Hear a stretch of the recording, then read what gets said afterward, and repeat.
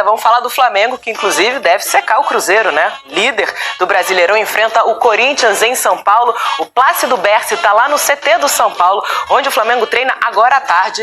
Chega com mais informações pra gente. Plácido, que saudade, meu querido. Beijo, conta tudo pra gente.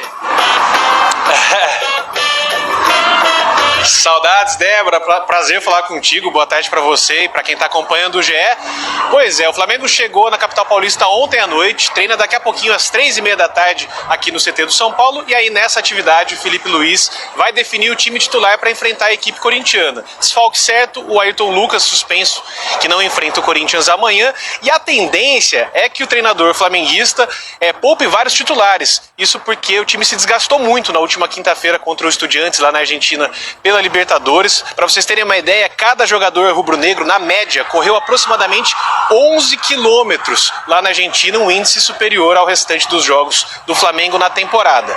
Quem entrar em campo vai defender uma invencibilidade de 10 rodadas no Campeonato Brasileiro e, claro, a liderança. O Flamengo é o líder da competição com 51 pontos. Um prazer falar com você, Débora. Saudades e um bom final de semana para todo mundo. Prazer foi todo meu, querido. Um beijo para você. Bom, nada demais, nada de excepcional aconteceu que viabilizasse uma atuação aceitável do Flamengo, que parecia estar jogando uma partida do Campeonato Carioca, sabe? Aqueles jogos contra um time pequeno. É um negócio difícil de entender o Flamengo, cara. O porquê desse comportamento. Um time que já teve tudo para tentar matar mesmo, né? O confronto no jogo de ida, não fez, uma certa soberba. Depois veio o árbitro, eu venho falando isso desde semana passada, a arbitragem foi de fato muito ruim, mas ela não deveria ofuscar como ofuscou os erros do time, que foi soberbo, foi blasé e por isso não fez um placar ainda mais amplo no jogo do Rio de Janeiro, principalmente no primeiro tempo. E aí veio para cá numa situação que o adversário estava vivo, né? Aí você tem uma atuação de ritmo muito cadenciado contra o adversário que divide todas as bolas, até o Felipe Luiz na coletiva falou, né? Os times argentinos nesses jogos, eles cobrem espaços enormes do campo. Sim, porque os caras estão deixando tudo que podem. É importante entender um pouco da cultura do futebol em outros países, como certas situações e competições são encaradas. Aqui na Argentina, a Libertadores, desde que ela existe, desde os anos 60, ela é vista como assim, ela é o objeto do desejo. As torcidas cantam música sobre a Libertadores, o sonho de ganhar a Libertadores. Não importa se o time é bom ou ruim, se está sendo rebaixado, eles sempre exaltam a Libertadores. O Estudiantes é um clube de La Plata, que é a capital da província de Buenos Aires, fica a 60 e poucos quilômetros da capital federal, da cidade de Buenos Aires.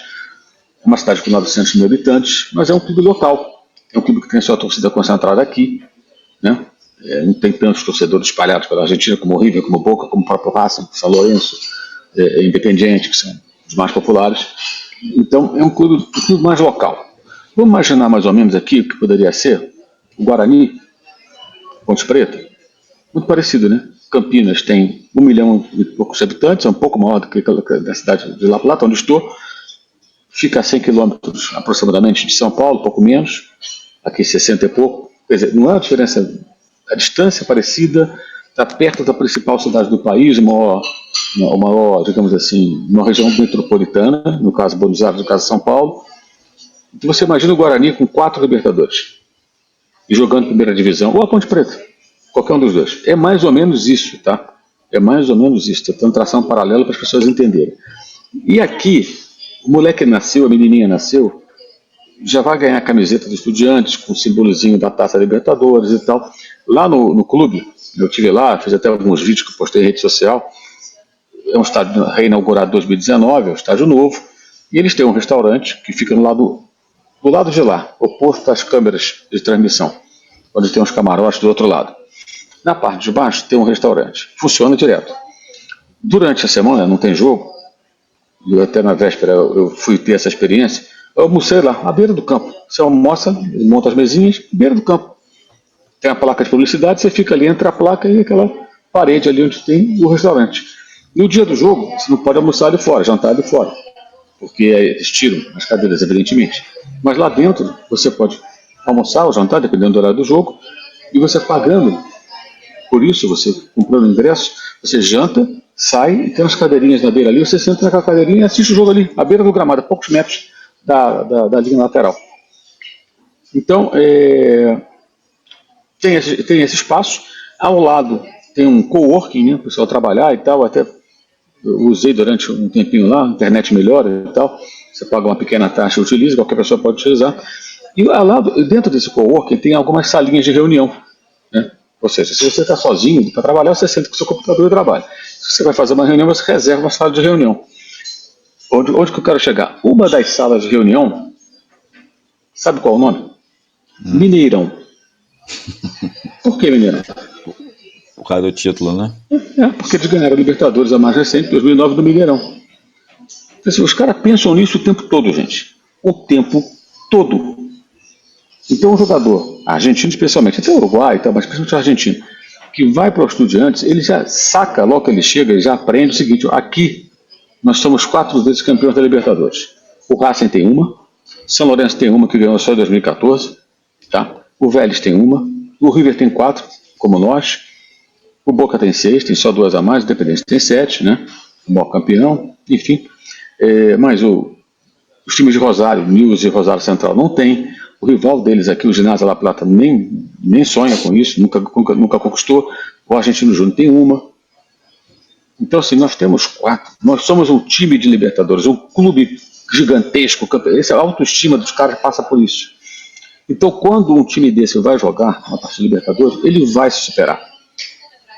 Os caras vão jogar tudo que podem. E o Eduardo Domingues, eu acho que é um bom técnico. O time tinha uma estratégia. Ele conseguiu consertar o time no jogo do Maracanã e se manter vivo. Quando ficou com um homem a mais, tudo bem, a expulsão foi um absurdo, mas ele soube usar a vantagem numérica. E tinha uma estratégia muito clara ontem aqui. E ela passa muito por esse algo mais.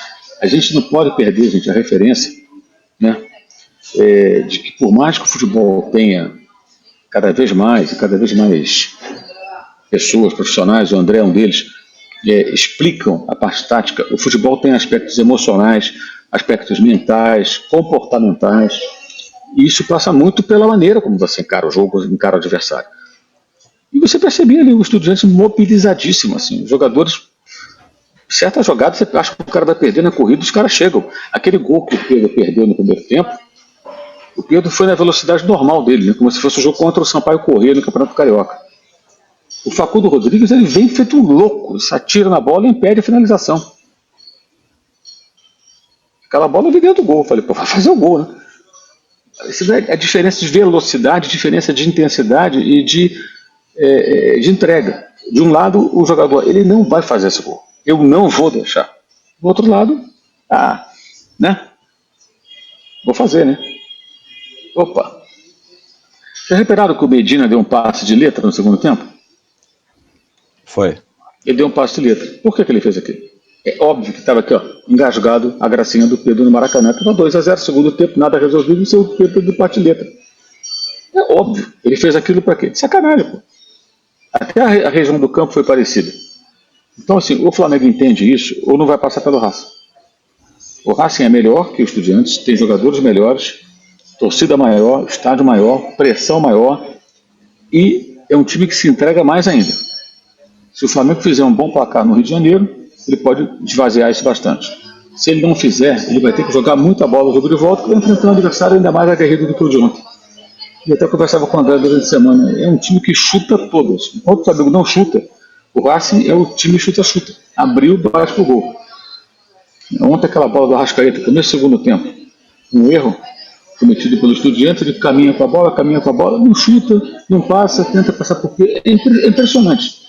Impressionante. Então, acho que ontem, além dos erros, das falhas individuais, atuações individuais ruins, faltou entender o que é essa competição. Isso não é clichê apenas, não é fato. A Libertadores vive. Vamos falar do Palmeiras? Gente, o Palmeiras classificou com sobras e merecidamente, mas até os 43 do segundo tempo, o River estava vivo, gente. Estava vivo. Se o pênalti acontece do outro lado, se aquela bola do Salas vai dentro do gol, cara, olha que loucura. Não estou questionando de forma alguma a classificação do Palmeiras, é muito pelo contrário. Mas o River Plate conseguiu ficar vivo até os 43 minutos do segundo tempo. E perdeu em casa. Estava ali por um gol para os pênaltis. Quer dizer, tem isso, né? Enfim, o Flamengo acho que nunca vai aprender isso. Agora a classificação foi justa, né? Porque no campo dos dois jogos o Flamengo foi melhor. Flamengo foi muito prejudicado pela arbitragem do jogo do Rio. Acho que a classificação é inquestionável. O primeiro tempo foi muito bom, a qualidade do jogo, a forma como o time jogou. Mas ontem, eu te disse, se esses caras não aprenderem essa lição depois do jogo de ontem, nunca mais vão aprender. Estou falando dos jogadores, tá? Especificamente dos jogadores. Muito mais do que o Felipe, na minha opinião. Agora vamos falar do caso absurdo da Conmebol. A Conmebol abriu processo disciplinar contra Bruno Henrique por gestos obscenos após o fim da partida entre Estudiantes e Flamengo na Argentina.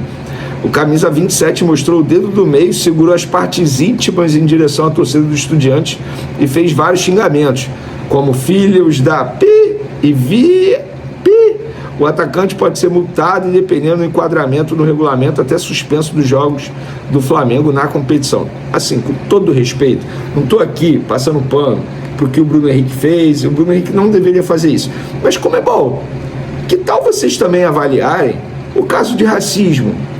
Ou vocês não viram o vídeo que foi amplamente divulgado por todos da imprensa, de torcedores dos Estudiantes imitando macaco enquanto o ônibus do Flamengo passava? Vocês não vão fazer isso? Hein? Vocês não vão correr atrás disso? Ah, Conmebol, tá de sacanagem, né? Absurdo! Vocês querem prejudicar o Flamengo na cara dura.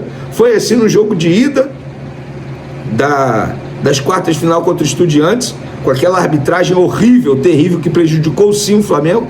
E agora, abrir processo disciplinar por causa de... Enfim, acho que poderia, sei lá, dar uma multa. Agora, processo disciplinar por causa de dedo do meio, como é bom. Repito, não estou aqui defendendo o Bruno Henrique, ele estava errado, cabeça quente, na base da emoção. Agora, e o caso de racismo, como é bom? Não vai fazer nada? Pois é. Não deixe de hypar o vídeo, porque isso é importante, tá, galera?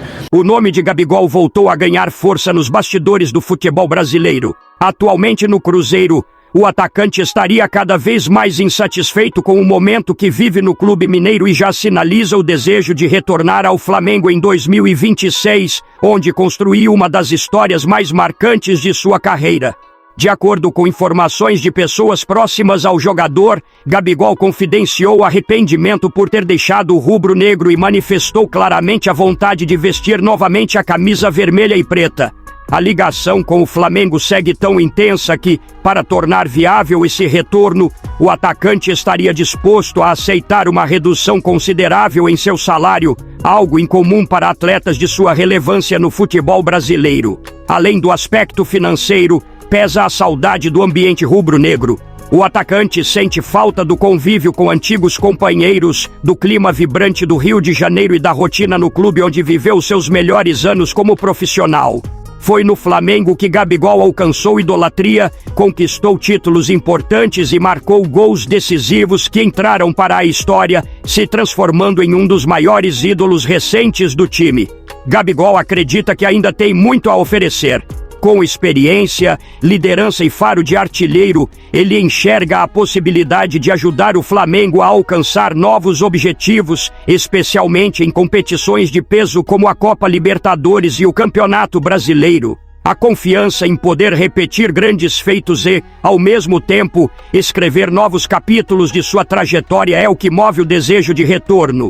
Internamente, o cenário é favorável. Felipe Luiz, atual técnico do Flamengo, já teria dado sinal verde para a volta do atacante. O treinador considera que o estilo de jogo de Gabigol se encaixa perfeitamente em seu modelo tático, capaz de potencializar o ataque rubro-negro e fortalecer o elenco em busca de mais títulos. Agora eu quero saber a opinião de vocês. Você aceitaria Gabigol de volta? Sim ou não? Deixe sua opinião no comentário. Não esqueça de curtir o vídeo e inscreva-se no canal para não perder nada do Flamengo. Até a próxima e saudações rubro-negras.